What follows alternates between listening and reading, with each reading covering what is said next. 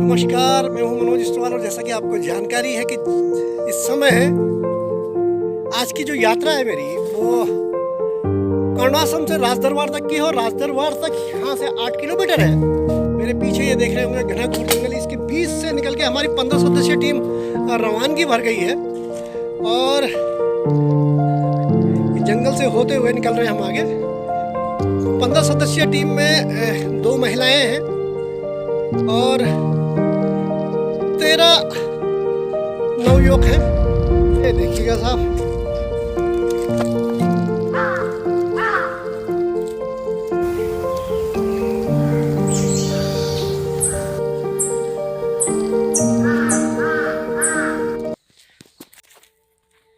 ये हमारा ट्रैक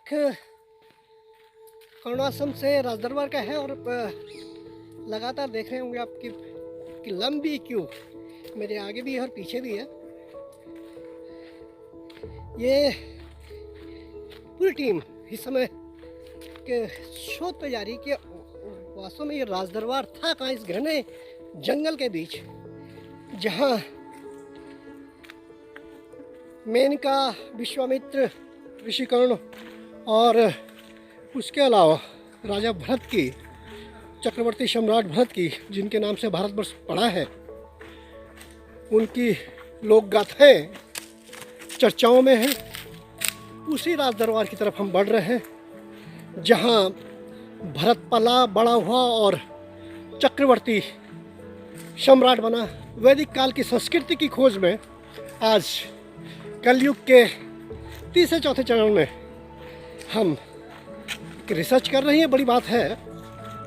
और मालन तट से लेके पूरी मालानिया तक, जहाँ से उद्गम है मालनी का, वर्तमान कर्णाश्रम से मालानिया तक उसकी आवश्यकता है। सबसे पुरानी नदी अगर वैदिक काल की है तो मालन है। मालन के पानी के बारे में भी एक किंवदंती है कि इसमें भी कीड़े नहीं पड़ते। ये बड़ी बात है कि इसमें भी कीड़े नहीं पड़ते, ये बड़ी बात है। अच्छा ठीक वहाँ गए थे हमने खाना बनाया। हाँ, खाना बनाया था तभी भंडारा था। भंडारा हाँ वैसे ही था। हमने मैडम को बहुत पीछे छोड़ दिया क्योंकि उनके बस का नहीं है चलना। वो ठीक अपने ट्रैकिंग के वसूल हैं उस चाल पे चल रही हैं ताकि थके भी नहीं और एनर्जी भी बनी रहे।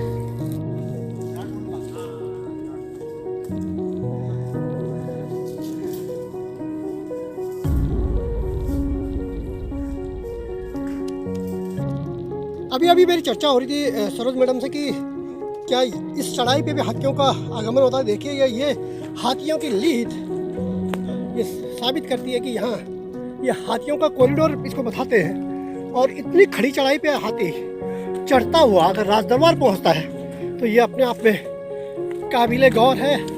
इसको प्रशंसा करनी पड़ेगी कि कैसे, ये देखिएगा जगह जगह हाथियों ने अपनी लीद त्यागी हुई है, अपना मल त्यागा हुआ है। और हम इस भयंकर जंगल के बीच में हैं। ये देखिएगा चारों तरफ और पीछे फैला हुआ बाबर क्षेत्र बहुत दूर हमें पीछे छूट गया है। हम निरंतर बढ़ रहे हैं राजदरबार की ओर। राजदरबार में अब राजदरबार मोरध्वज का किला था या फिर कुछ और, इस संबंध में अभी व्यापक शोध की आवश्यकता है। शोधकर्ताओं ने मेरे ख्याल से आज तक जहमत नहीं उठाई कि हम ऋषिकर्ण, मेनका, शकुंतला, विश्वामित्र, ये वैदिक संस्कृति पर कभी कोई रिसर्च कर सके।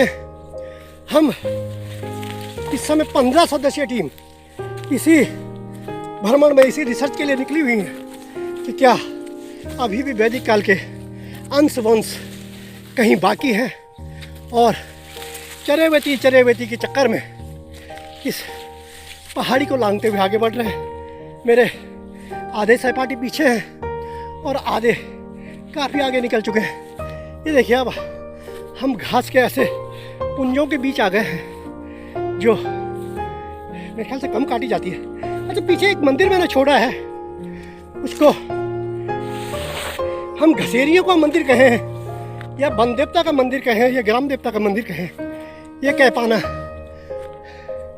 कुछ तत्परता के साथ कोई भी जवाब देना मुश्किल होगा। ये देखिए नीचे देखते हैं तो भैया डर लगता है। बहुत ही डेंस फॉरेस्ट से हम गुजर रहे हैं। और वो मंदिर की बात अभी एक मेरे सज्जन मित्र बता रहे थे पीछे जो आ रहे हैं। उन्होंने कहा यहाँ के जो शिवरामपुर देवरामपुर या इस बाबर क्षेत्र के जितने भी महिलाएं हैं, मातृशक्ति है, जो घास लेने जंगल आती हैं, तो उनका सोचना है, उनका कहना है कि ये घास यहाँ वन देवता को काट के इसलिए एक मुट्ठी चढ़ा दिया करते हैं कि इसे प्रसाद के रूप में ग्रहण कीजिए, क्योंकि उनके पास देने के लिए घास के अलावा कुछ है नहीं। और वो ये कल्पना भी और ये परिकल्पना भी उनके बीच में रहती है कि उसी घास से वो इस वन देवता के कारण अपने पशु धन की रक्षा करेंगे, पशुओं का पेट भरेंगे। तो वास्तव में विलक्षण एक अलग से एक कहानी है ये कि जो यहाँ वन देवता की पूजा होती है या फिर घसेरियों का मंदिर कह सकते हैं उसको, ये बड़ी अलग सी बात है।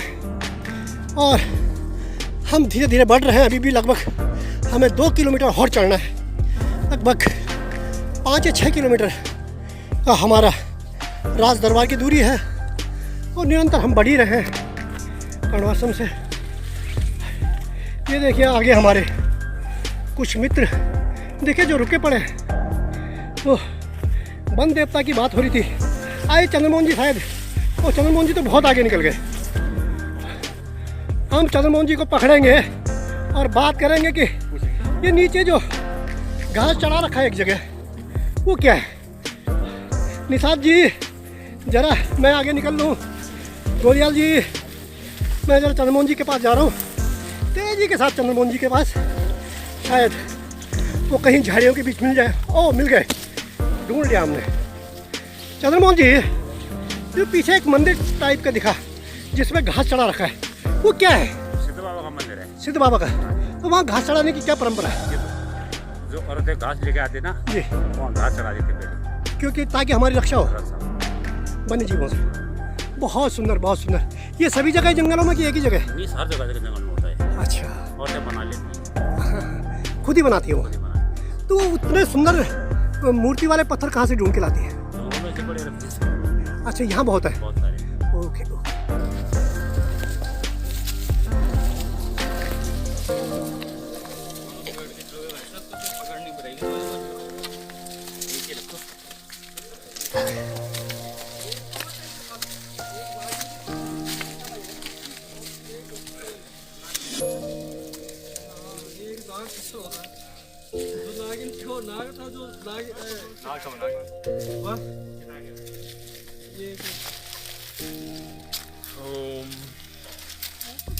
जो नागिन थी वो नाग हो गया। वो नाग ये फिल्म देखी वो नाग नागिन वाली। अच्छा,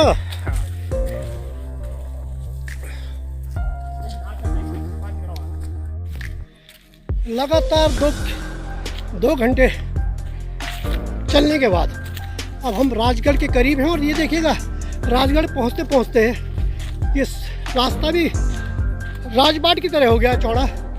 और कहते हैं कभी यहाँ से जो लकड़ियाँ ट्रकों में लटकी जाती थी, अब कैसे जाती रहेंगी भगवान जाने। जो चढ़ाई हमने झेली है, जो पसीना हमने बहाया है, उसके आधार पे तो लगता नहीं है। लेकिन कुछ युवा जोशीले हुए ये बता रहे थे कि यहाँ कभी लकड़ी के ठेकेदारों के ठेके होते थे, भारी कटान था और उस कटान के बीच यहाँ तक ट्रक पहुँचते थे। किस रास्ते पहुँचते थे ये मुझे भी नहीं पता और उनको भी नहीं पता कि कहाँ कहाँ घूम के आता था ये रास्ता। लेकिन अब लगभग हम राजबाट के बिल्कुल राज दरबार पहुँचने वाले हैं। ये देखिए चारों तरफ घना घोर जंगल, ऊपर से छनता हुआ सूर्य भगवान वृक्ष लताओं में। और ये बढ़ रहे हैं। ये कौन सा है? ये हाथी ने छाल निकाल रखी है पेड़ की। कहते हैं कि छाल भी खाता है हाथी। ये देखिएगा। और देखिए, मनुष्य जन्म है तो खोज और सोच दोनों जीवित रखनी चाहिए। सिर्फ अपने लिए जिए, अपने परिवार के लिए जिए, उसको जीना नहीं बोलते। इसी जिज्ञासा को शांत करने के लिए हमारे साथ 15 लोगों की टीम इस समय राज दरबार के बिल्कुल नज़दीक है। अब क्योंकि पहले सांस ज़्यादा फूल रही थी, अब सीधा सीधा रास्ता है, तो अब सांस कमांड हुई तो हमारा भी कैमरा खुल के बोल रहा है कि आगंतुक आपका स्वागत है, शुरू कीजिए और बढ़ते जाइए। तो ये है साहब, आगे भी यूं ही चर्चा होती रहेगी। ये देखिएगा साहब, यहाँ भी हाथियों का कमाल है, कुछ कर रखा है, जिसे हमारे कैमरामैन, एक कैमरा पर्सन कुछ फिल्मा रहे हैं और बढ़ रहे हैं आगे। हमारे जो, जिसको पथ प्रदर्शक बोलते हैं, जिसको अंग्रेजी में गाइड कहा जाता है, वो गाइड ऐसे मिले हैं कि वो हमसे कम से कम 10-20 नहीं 50 कदम दूर पहले ही चल रहे हैं। तो ये अच्छी परिपाटी भी है, क्योंकि उनके कदमों के तहत न सही, पीछे पीछे हम उनको फॉलो कर रहे हैं और फॉलो करते हुए आगे बढ़ते जा रहे हैं। ये देखिएगा, हम लगभग शीर्ष पे पहुंचने वाले हैं चोटी के। इसको कौलीधार, कौलधार करके नाम से पूछते हैं। हो सकता है कभी किसी के आपस में कौल करार हुई हो, मतलब किसी ने कस्में खाई हो, रस्में निभाई हो सकता है कि शकुंतला और दुष्यंत ने यहीं विवाह के संबंध में कस्में खाई हो, लेकिन रस्में निभाते निभाते बेचारे कई साल हो गए। शकुंतला की अंगूठी मालन नदी में बह गई थी, मशवारे के पास गई थी, वो कहानी भी आपको सबको पता होगी। लेकिन आखिर सत्य की जीत हुई और उसी राजा दुष्यंत का पुत्र भरत चक्रवर्ती सम्राट हुआ, जो इन्हीं कंदराओं में, इसी वन्य क्षेत्र में, उस समय ये वन्य क्षेत्र रहा कि नहीं रहा ये कहना बड़ा मुश्किल है, यही उनका जन्म हुआ था। और उसी जन्म की परिपाटी को तलाशते हुए हमारे कदम आज राज दरबार की तरफ बढ़ रहे हैं। ये यहाँ से एक रास्ता महाबगढ़ के ले जाता है, यहीं से एक रास्ता मैड़ा, चुन्ना मैड़ा के लिए जाता है, जहाँ मेनका का असल था।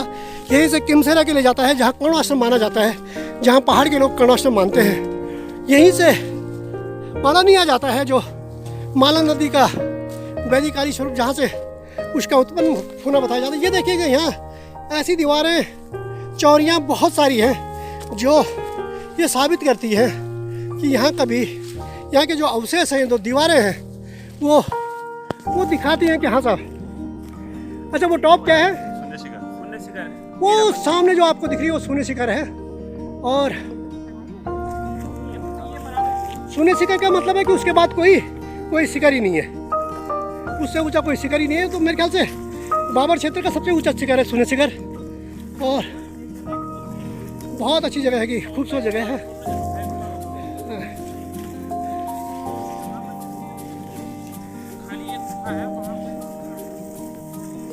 वाह,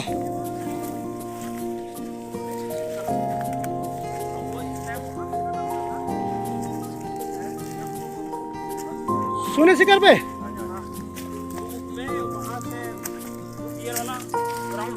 हवाई पैड बनाते हैं और हेलीकॉप्टर सेवा होती है वहाँ से। अरे उड़ान अभी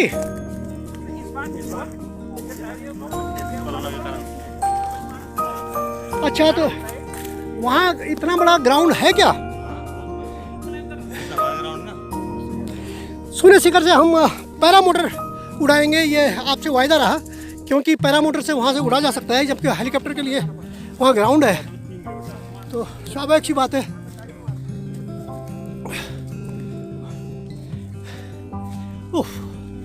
फिर दम फूलने लगा है, चढ़ाई शुरू हो गई है, और हमारे अग्रवाल जी की सीटी बज रही है कि फटाफट आओ। चलिए उनको फॉलो करते हैं, तब तक के लिए गुड बाय, नमस्ते, सलाम, नमस्कार।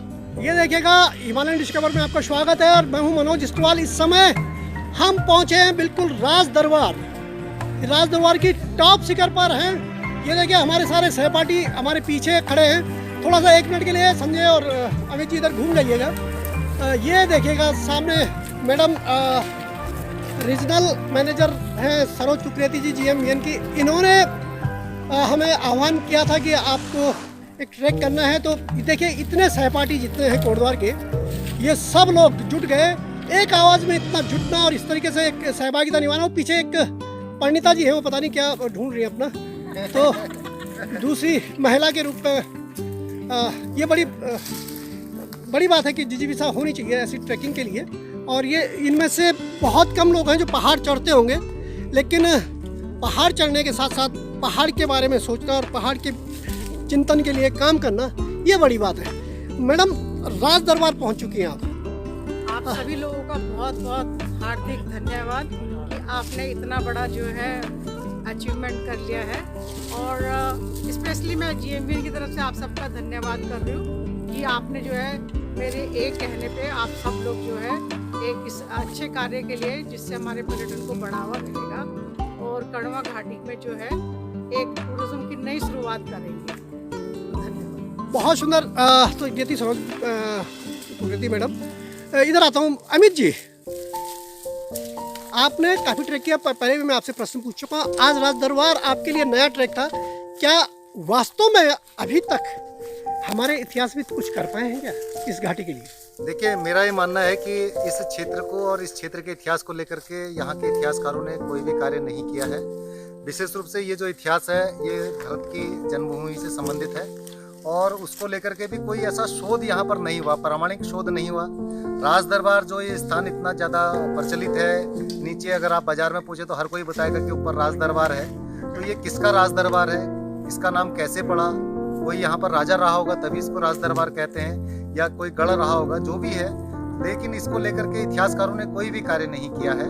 तो मैं आह्वान करूंगा इतिहासकारों से कि इस क्षेत्र के इतिहास को लेकर के कुछ गंभीरता से शोध कार्य करें। बहुत सुंदर। तो ये शोध कार्य की बात हो रही, कोई और है हम में से जो बोलना चाह रहा है? कोई बोलेंगे? दिग्विजय जी बहुत अच्छे दिग्विजय ट्रैकर जी, हैं। दिग्विजय जी जगह जगह ट्रैकिंग करें। आइएगा, इधर आइएगा प्लीज। अच्छा, फोटोग्राफर ट्रैकर सब है। बहुत सुंदर। कोई बोलना चाहेगा? हाथ उठाइएगा, हम में से कोई बोलना चाहे तो। रवि बोलते तो अभी रवि जी का शायद यहाँ आके निराशा हुई होगी, क्योंकि वो बढ़िया आदमी अभी सोना चांदी ढूंढ रहे थे यहाँ, लेकिन उनको मिला नहीं है। हाँ रवि जी, क्या कहेंगे? आप लोगों का आभारी, मैं आपके द्वारा पहुंच चुका हूँ यहाँ। बहुत अच्छी बात है, ये बहुत अच्छी बात है कि आप ने भी यहाँ कोशिश की राज दरबार में। ये देखिए कि मैं पत्थरों के बिल्कुल करीब से आपको ले जाता हूँ। ये पत्थर गवाही देते हैं कि इस चोटी पर जिस तरीके से पत्थरों का बिखराव है, ये बताता है कि यहाँ ये अवशेष।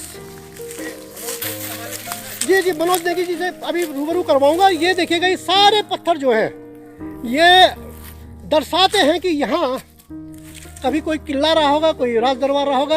अब मनोज नेगी जी हैं शायद हमारे बीच में, तो मनोज नेगी कुछ कहना चाहेंगे, क्योंकि वो पहले आ चुके हैं यहाँ बस्किल की ढूंढ में। मनोज नेगी अध्यापक भी और युवा भारत संगठन है जो पतंजलि योग से संबंधित। आप सभी का बहुत बहुत धन्यवाद कि आपके द्वारा मुझे यहाँ पे आने का मौका मिला है जी।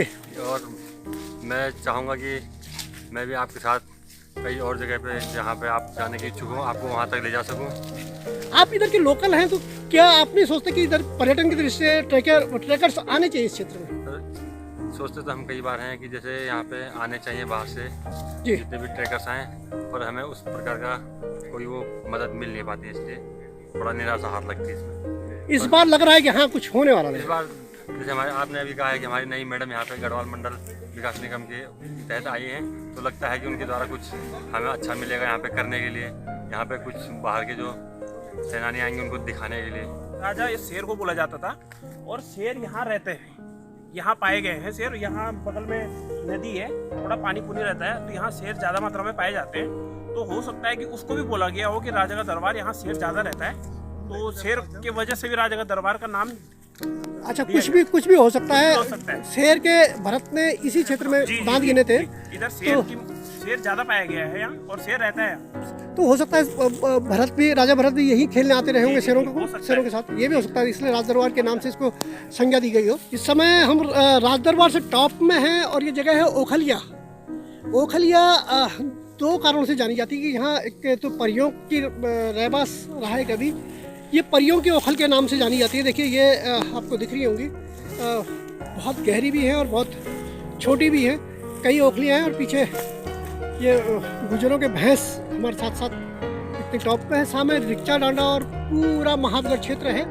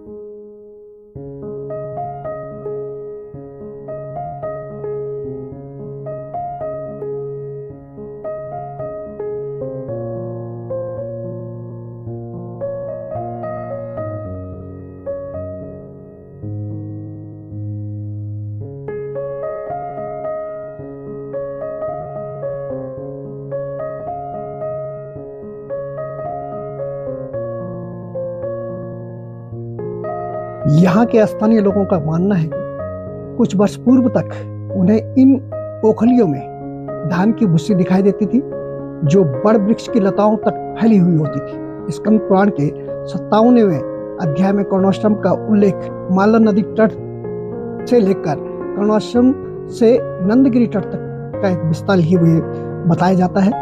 अब हमारे भी लौटने का समय हो गया है, तो फिर मिलेंगे ऐसी ही किसी यात्रा में। तब तक के लिए नमस्कार।